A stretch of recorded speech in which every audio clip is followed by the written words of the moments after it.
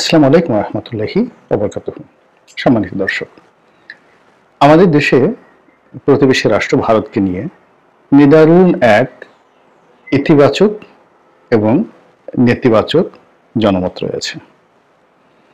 কিছু মানুষ মনে করছে যে বাংলাদেশের যদি অস্তিত্ব রক্ষা করতে হয় তাহলে ভারতের সঙ্গে তাদের সম্পর্ক রাখতেই হবে।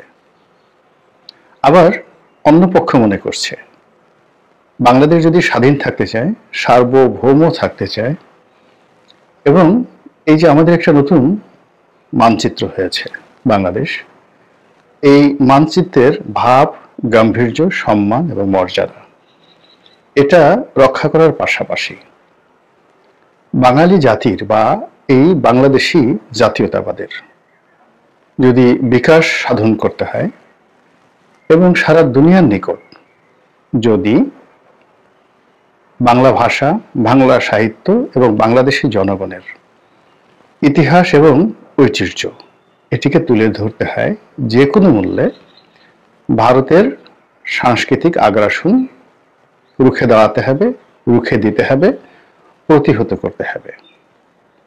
আদারওয়াইজ বাংলা বলতে শান্তিপুরী কলকাতার বাংলা, গান বাজনা সিনেমা বলতে বলিউডের সিনেমা, রাজনীতি বলতে নরেন্দ্র মোদী এবং অমিত শাহ মার্কা রাজনীতি চলতে থাকবে। এবং দিল্লির যে হাজার বছরের পুরনো কৌশল চাণক্য নীতি, বাংলাদেশ যদি সেই চাণক্য নীতির ফাঁদে পা দেয় তাহলে কোনো অবস্থাতেই জাতিগোষ্ঠী হিসেবে আমরা মর্যাদার কোনো আসনে পৌঁছাতে পারবো না। এই বিষয়গুলো নিয়ে আজ নয়, শত শত বছর পূর্বের থেকে আলোচনা চলে আসছে। দিল্লির সঙ্গে ঢাকার বা দিল্লির সঙ্গে জাহাঙ্গীরনগরের মুঘল জামানাতে যে বিরোধ, সেই বিরোধের মধ্যে সবসময় এই কথাগুলো আলোচনা করা হয়েছে। এর ফলে কি হলো, বাংলাদেশে সেই স্বাধীন সুলতানি আমলে কিংবা মুঘল জমানাতে প্রায় 100 বছর ধরে যে স্বাধীন 12 ভূঁইয়াদের জমানা ছিল, সেই সময়টিতে এই বাঙালি জাতীয়তাবাদ নিয়ে আমাদের দেশের জনগণ দীর্ঘদিন ধরে লড়াই করেছে, সংগ্রাম করেছে। কিন্তু ব্রিটিশদের কূটচালের কারণে আমরা পাকিস্তানের খণ্ড হতে বাধ্য হই এবং পাকিস্তান আমাদের এই দেশকে পাওয়ার পর এটাকে বিমাতা ঠিক নয়, দ্বিতীয় স্ত্রীও নয়, ঠিক অনেকটা রক্ষিতাকে যেভাবে মানুষ রক্ষিতা বললেও ঠিক বলা হবে না, এমন একটা ভাবে তারা বাংলাদেশকে মূল্যায়ন করার চেষ্টা করেছে যেটা কোনো মর্যাদার মধ্যেই পড়ে না। যখন যেভাবে ইচ্ছা সেভাবে তারা ব্যবহার করার চেষ্টা করেছে, ফলে ঠিক 1 বছরের মাথায় বাঙালির মোহ ভঙ্গ হয়ে যায় এবং তারা তখন তাদের যে প্রশাসনিক কেন্দ্র রাওয়ালপিন্ডি, তার বিরুদ্ধে প্রবল জনমত গড়ে ওঠে।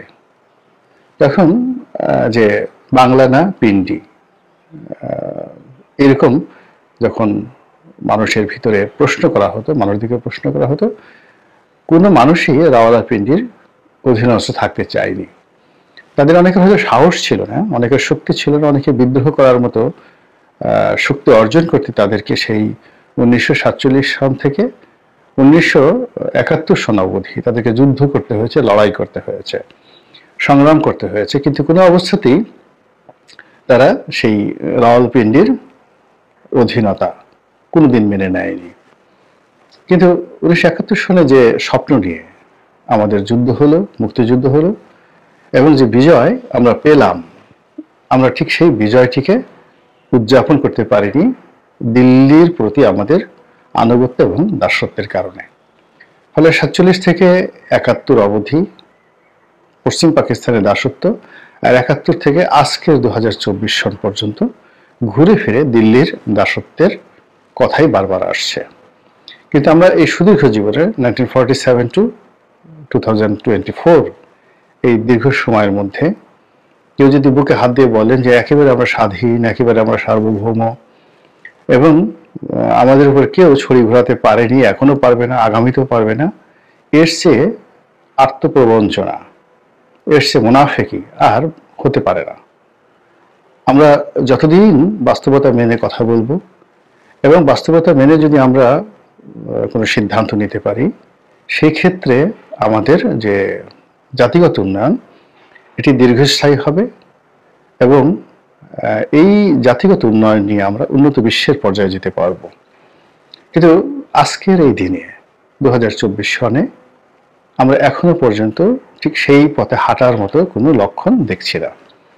যেমন ধরুন 2024 সনের জুলাই আগস্টে যে বিপ্লব, এই বিপ্লবের পর সবচেয়ে বড় একটা সম্ভাবনা আমাদের জীবনে তৈরি হয়ে গেছে স্বাধীন হওয়ার, স্বাধীন পররাষ্ট্রনীতি করার, দেশটিকে একটি ভিত্তিমূলের উপর দাঁড় করানোর এবং আমাদের যে শোষণ, আমাদের যে বঞ্চনা, এগুলোকে কাটিয়ে উঠে একটি নতুন দিগন্তের উন্মোচন করা। কিন্তু আমরা সেটা এখনো পর্যন্ত শুরুই করতে পারিনি। আমরা ভারতকে ঠেকানোর জন্য আবার পাকিস্তানমুখী হওয়ার জন্য প্রাণান্ত চেষ্টা চালাচ্ছি।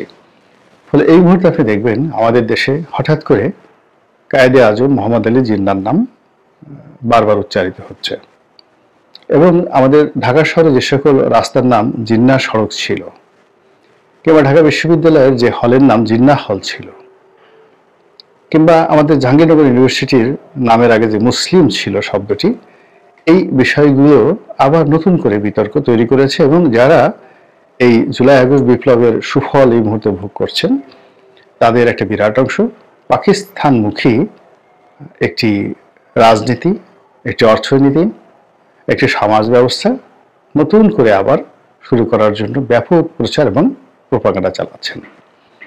আমরা কোন পর্যায়ে গিয়ে ঠেকবো, আগামীতে আমাদের কি হবে, মোটামুটি আমি সেই আগস্ট মাসের 7-8 তারিখ থেকে যেটা বলার চেষ্টা করছি যে আমরা একটা ঘূর্ণিপাকের মধ্যে পড়েছি এবং এই ঘূর্ণিপাক থেকে বের হওয়ার জন্য কম করলে 5 থেকে 7 বছর বা 10 বছর সময় আমাদের লাগতে পারে।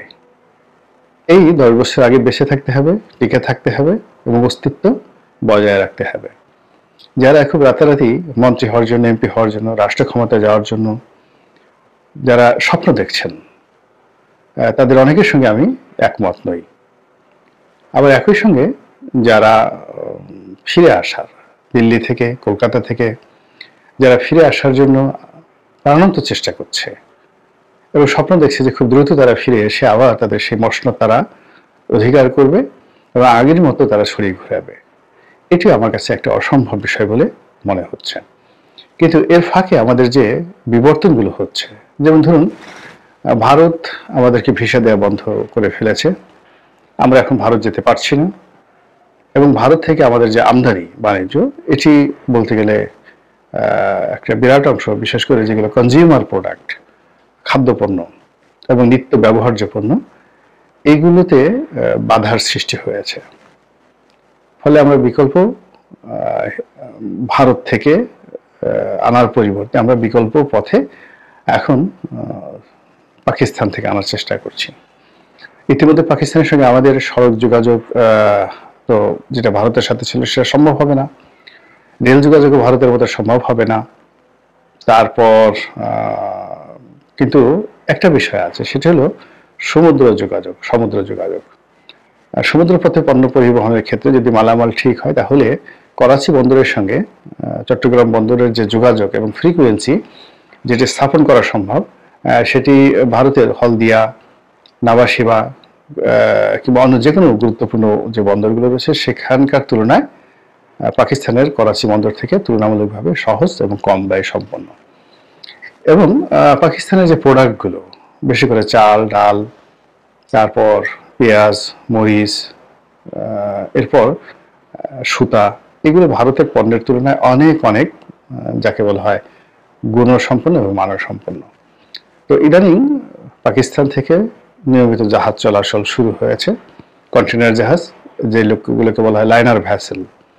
তো এই লাইনার ভ্যাসেলগুলো আসছে, প্রথমে একবার এসেছিল, দ্বিতীয়বার আবার এসেছে, প্রায় 800 কন্টেনার নিয়ে পণ্যবাহী সামগ্রী নিয়ে আসছে। সেখানে মেশিনারিজ থেকে শুরু করে বিভিন্ন গুরুত্বপূর্ণ কাঁচামাল এসেছে এবং এটা আরও বেশি মাত্রায় আসবে বলে সংশ্লিষ্ট যারা ব্যবসায়ী তারা বলার চেষ্টা করছেন। ফলে কি হচ্ছে, বারবার সেই পিণ্ডির কথা চলে আসছে। একে তো ভারত থেকে পণ্য আসছে না, পাকিস্তান থেকে পণ্য আসছে। দ্বিতীয়ত যেটি হলো, আমাদের দেশে এই মুহূর্তে যারা রাজনীতির সুবিধাজনক অবস্থান রয়েছে তাদেরকে পুরো পাকিস্তানি মানুষ হিসেবে আমাদের দেশের জনগণ জানেন।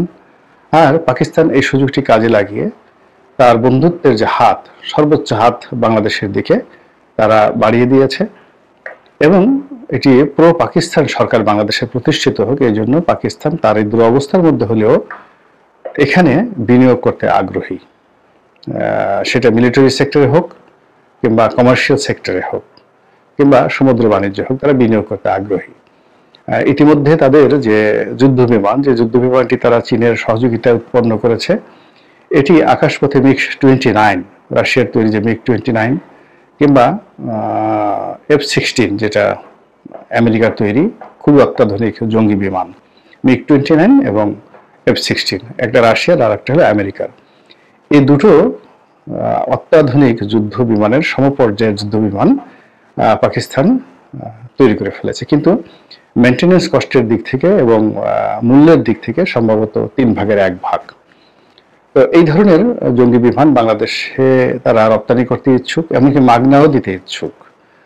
এর কারণ হলো তারা ভারতকে মোকাবেলা করতে চায়। এবং এখন যদি ডক্টর মোহাম্মদ ইউনূস চান, তাহলে মিস্টার নওয়াজ শরীফের যে ভাই শাহবাজ শরীফ এই মুহূর্তে যিনি আছেন, তিনি 1 ঘন্টার নোটিশে বাংলাদেশে আসতে প্রস্তুত।